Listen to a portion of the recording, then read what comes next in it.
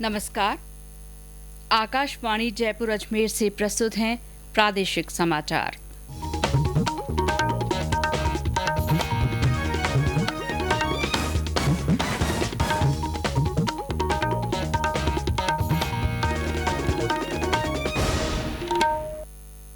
मुख्य समाचार। भारत और चीन के कोर कमांडरों की बैठक में सहमति के अनुसार गलवान घाटी में चीन की सेना अब पीछे हटने लगी। मुख्यमंत्री अशोक गहलोत ने कहा है कि कोरोना के खिलाफ जंग में राज्य ने दिया एकता का संदेश। प्रदेश में कोरोना संक्रमण के आज 99 नए मामले सामने आए। राज्य में जागरूकता सप्ताह के तहत विभिन्न कार्यक्रम आयोजित हुए। देश भर में अब तक 4,24,000 से ज्यादा लोग कोरोना संक्रमण से मुक्त हुए। देश ने 1 करोड़ जांच करने की सफलता हासिल की। राज्य में स्कूल शिक्षा के पाठ्यक्रम में वीर शहीदों और पदक विजेता सैनिकों की शौर्य गाथाएं शामिल की गई। और प्रदेश में कई स्थानों पर बारिश के बाद तापमान में मामूली गिरावट। मौसम विभाग के कुछ स्थानों पर भारी बारिश की चेतावनी।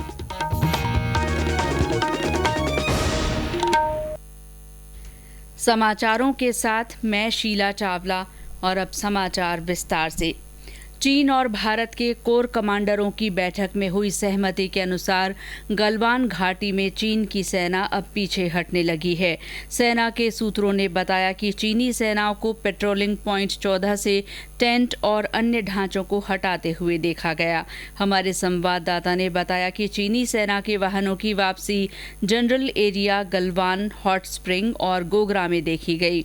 ये गतिविधियां 30 जून को चुशुल में कोर कमांडरों के बीच हुई सहमति के अनुसार हैं। रेलवे अपने यहाँ साल 2030 तक कार्बन को पूरी तरह समाप्त कर देगी। इस उद्देश्य को हासिल करने के लिए खाली पड़ी भूमि पर नवीकरणीय ऊर्जा परियोजनाएं लगाई जाएंगी।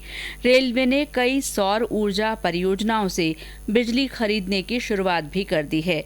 रेलवे की खाली पड़ी भूमि पर सौर ऊर्जा परियोजनाओं के लिए निविदाएं जारी कर दी गई हैं। मुख्यमंत्री अशोक गहलोत ने कहा है कि कोरोना के खिलाफ जंग में राज्य के हर नागरिक और हर वर्ग ने एक साथ मिलकर काम किया है। इसी कारण कोरोना प्रबंधन में राजस्थान एक मिसाल के रूप में स्थापित हुआ है।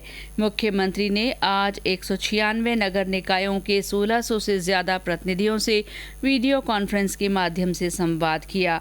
इस मौके पर श्री गहलोत ने कहा कि लॉकडाउन के कारण पूरे देश और प्रदेश की अर्थव्यवस्था को बड़ा झटका लगा है। उन्होंने कहा कि अभी जीवन तथा आजीविका दोनों मोर्चों पर काम करने की जरूरत है। हमारे सामने जीवन और आजीविका दोनों की चैलेंज हमारे सामने हो। जीवन भी बचाना है और बिना आजीविका के कैसे चल सकता है। और कोरोना के वक्त में जो लॉकडाउन किया गया उसके कारण से पूरी तरह अर्थव्यवस्था ठप हो गई। चाहे केंद्र सरकार हो चाहे राज्य सरकार हो, सबकी रेवेन्यू पूरी तरह 30% पे आ गई। आने वाले वक्त में सबके सहयोग से किस प्रकार गाड़ी पट्टी पर आए वहाँ पर वो काम भी हमें करना है। मैनेजमेंट, वित्तीय प्रबंधन करना, जिससे कि वापिस हम लोग सब नॉर्मल हालत में आ सके। इससे पहले संवाद में भाग लेते हुए चिकित्सा मंत्री डॉक्टर रघु शर्मा ने कहा कि कोरोना के खिलाफ लड़ाई में सफाई कर्मियों का योगदान महत्वपूर्ण है। उन्होंने कहा कि माइक्रो प्लानिंग के कारण राज्य में कोरोना की लड़ाई को अच्छे से लड़ा जा रहा है।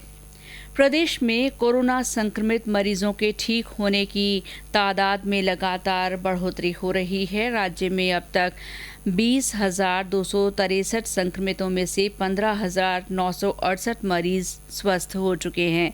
इनमें से 15,627 को अस्पतालों से छुट्टी मिल गई है।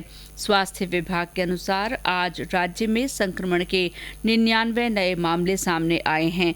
इनमें सबसे ज्यादा 27 रोगी भरतपुर के हैं। इसके अलावा जयपुर में 24, अलवर में 12, कोटा में 9, झुंझुनू में 8, दौसा में 5, उदयपुर में 4, राजसमंद और सवाई माधोपुर में 3-3 तथा अजमेर, भीलवाड़ा, नागौर और पाली में एक व्यक्ति में कोविड-19 की पुष्टि हुई है। आज 3 लोगों की मौत होने के साथ ही राज्य में इस बीमारी से मरने वालों की संख्या 459 हो गई है। अजमेर से हमारे संवाददाता ने बताया कि जिले के ब्यावर में शादी समारोह में शामिल होने गए 23 लोगों में कोरोना संक्रमण की पुष्टि हुई है। इनमें पुष्कर के एक ही परिवार के 13 और ब्यावर के 6 लोग शामिल हैं। राज्य में कोरोना जागरूकता सप्ताह के तहत आज भी विभिन्न कार्यक्रम आयोजित किए गए। सवाई माधोपुर जिले में नेहरू युवा केंद्र की ओर से आज योग और नारा लेखन के कार्यक्रम हुए। नेहरू युवा केंद्र से जुड़े मंडलों की ओर से अपने अपने स्तर पर विभिन्न गांवों में कोरोना जागरूकता अभियान चलाए जा रहे हैं। इसके अलावा नेहरू युवा केंद्र के कार्यकर्ता हर घर में जाकर आरोग्य सेतु ऐप को डाउनलोड करने के बारे में जानकारी दे रहे हैं। करौली में इसी सिलसिले में स्कूली छात्रों की चित्रकला प्रतियोगिता आयोजित की गई। प्रतियोगिता में शहर भर के 100 से अधिक छात्रों ने भाग लिया। देश में अब तक 4,24,433 कोविड रोगी उपचार के बाद स्वस्थ हो चुके हैं। पिछले 24 घंटे में इस वायरस के संक्रमण से 15,350 रोगी ठीक हुए हैं। स्वस्थ होने की दर 60.85% हो गई है। स्वास्थ्य और परिवार कल्याण मंत्रालय ने बताया कि पिछले 24 घंटों में देश में कोविड-19 के 24,248 नए मामले सामने आने से संक्रमितों की कुल संख्या 6,97,413 हो गई है। अब 2,53,287 लोगों का इलाज चल रहा है। भारत में कोविड-19 महामारी फैलने के बाद 1 करोड़ नमूनों की जांच करके देश ने आज उल्लेखनीय सफलता हासिल की है। रोजाना 100 से कम नमूनों की जांच से शुरुआत करके कुछ ही महीनों में इतनी बड़ी संख्या में जांच के काम में सफलता हासिल की गई है। इसके लिए शोध संस्थानों, मेडिकल कॉलेजों, जांच प्रयोगशालाओं, विभिन्न मंत्रालयों और डाक सेवाओं की समर्पित टीम ने इसमें सहयोग किया है। भारत में स्वदेशी तकनीक से विकसित कोविड-19 के टीके इस महामारी के खिलाफ दुनिया भर में तैयार किए जा रहे टीकों की सूची में शामिल हो गए हैं।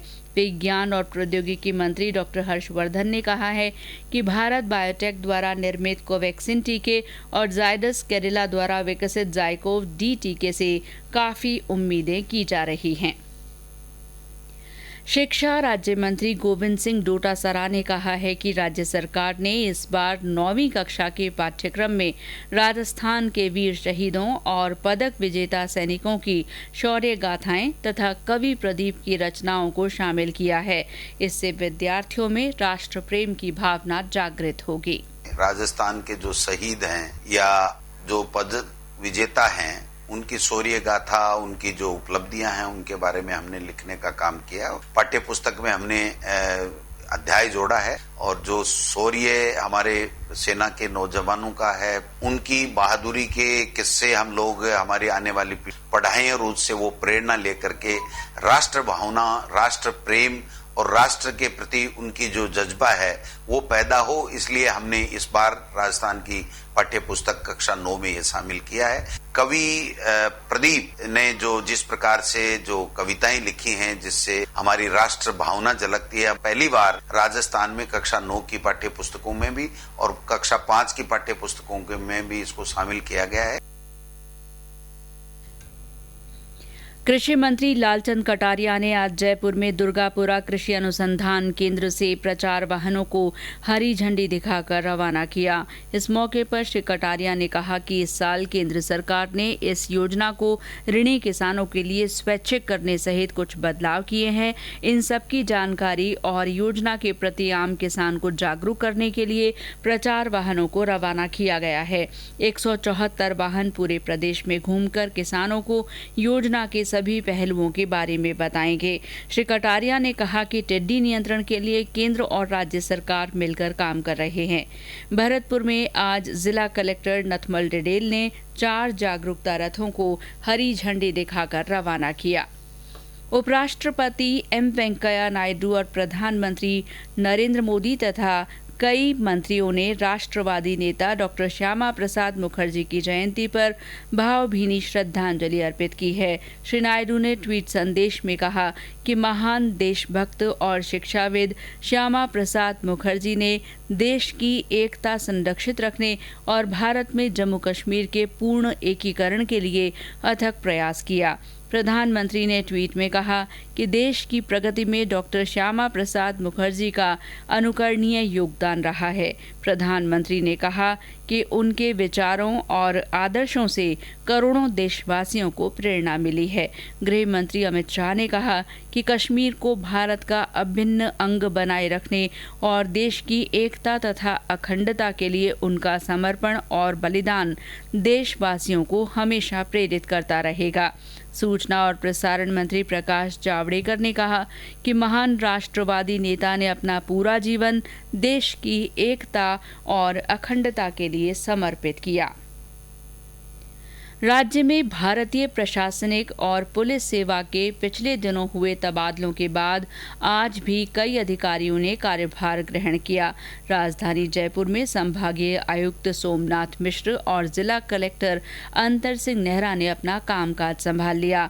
इसके बाद पत्रकारों से बातचीत में श्री नेहरा ने कहा कि नागरिकों की समस्याओं का त्वरित समाधान और उनके कार्यों को पारदर्शिता से पूरा करना उनकी प्राथमिकता है। जो सिस्टम है वो काम करता है, मैं ये मानता हूँ। यहाँ नगर निगम है, जेडीए है, सभी बहुत ही कॉम्पिटेंट हाथों में उनकी कमान है। पहले तो एक बात है, कोविड का खतरा क्या टर्न लेता, किस प्रकार से इसकी रहती है, उसके बाद में नॉर्मल रूटीन रहेगा तो हम प्रयास करेंगे कि लोगों के काम तत्परता से हो, पूर्ण पारदर्शिता से और संवेदनशीलता से मैं काम करने की प्रयास करूंगा। राज्य सचिवालय में भी कई आईएएस अधिकारियों ने नए विभाग में काम शुरू कर दिया। टोंक में जिला कलेक्टर गौरव अग्रवाल और पुलिस अधीक्षक ओम प्रकाश ने आज कामकाज संभाल लिया। अलवर में तेजस्विनी गौतम ने पुलिस अधीक्षक का कार्यभार ग्रहण किया। दौसा में पीयूष सामरिया ने जिला कलेक्टर और मनीष अग्रवाल ने एसपी का काम संभाला। जोधपुर में इंद्रजीत सिंह ने जिला कलेक्टर का पदभार संभाला। आज से श्रावण महीना शुरू हो गया है। इस बार 5 वन सोमवार रहेंगे। कोरोना महामारी के चलते राज्य के मंदिरों में श्रद्धालु दर्शन नहीं कर पाएंगे। अभी तक मंदिरों को खोलने की मंजूरी नहीं मिली है, जिसके चलते श्रद्धालुओं विशेषकर शिव भक्तों और कांवड़ियों द्वारा भगवान शंकर के जलाभिषेक को स्थगित रखा गया है। सवाई माधोपुर जिले के प्रसिद्ध शिवाड़ के घुश्मेश्वर और अन्य प्रसिद्ध शिव मंदिरों में इस बार श्रद्धालुओं का जमावड़ा नहीं है। जयपुर में झारखंड महादेव मंदिर में भी श्रद्धालु दर्शन नहीं कर सके। उदयपुर में इस बार हरियाली अमावस्या और फतेह सागर पर लगने वाला मेला नहीं भरेगा। और अब मौसम। प्रदेश में कई हिस्सों में पिछले 24 घंटों में हुई बारिश के बाद तापमान में गिरावट दर्ज की गई है। हालांकि कई जिलों में लोग उमस से परेशान रहे। राजधानी जयपुर में आज दोपहर बाद बादल छाए रहे और कई स्थानों पर बारिश के बाद सड़कों पर पानी भर गया। सरहदी जिले श्रीगंगानगर में तेज बारिश हुई। जोधपुर और पाली में भी दोपहर बाद मौसम बदला और कुछ देर बूंदाबांदी हुई, लेकिन इससे उमस बढ़ गई। बूंदी, करौली, जालौर में भी कुछ स्थानों पर बारिश के समाचार हैं। इस बीच मौसम विभाग ने आज राजसमंद, चित्तौड़गढ़, कोटा, बारां तथा झालावाड़ जिलों में कुछ स्थानों पर भारी बारिश की चेतावनी जारी की है। विभाग ने कल भी अलवर, भरतपुर, करौली तथा धौलपुर में भारी बारिश की संभावना जताई है। और अंत में मुख्य समाचार एक बार फिर।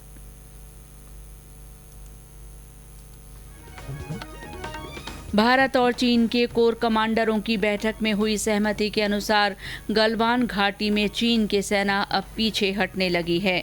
मुख्यमंत्री अशोक गहलोत ने कहा है कि कोरोना के खिलाफ जंग में राज्य ने एकता का संदेश दिया है। प्रदेश में कोरोना संक्रमण के आज 99 मामले सामने आए हैं। राज्य में जागरूकता सप्ताह के तहत आज भी विभिन्न कार्यक्रम हुए। देश भर में अब तक 4,24,000 से ज्यादा लोग संक्रमण मुक्त हो चुके हैं, देश ने 1 करोड़ जांच करने में भी सफलता हासिल की है। राज्य में स्कूल शिक्षा के पाठ्यक्रम में वीर शहीदों और पदक विजेता सैनिकों की शौर्य गाथाएं शामिल की गई हैं और राज्य में कई स्थानों पर बारिश के बाद तापमान में मामूली गिरावट हुई है। वहीं मौसम विभाग ने कुछ स्थानों पर भारी बारिश की चेतावनी दी है। इसी के साथ प्रादेशिक समाचार बुलेटिन समाप्त हुआ।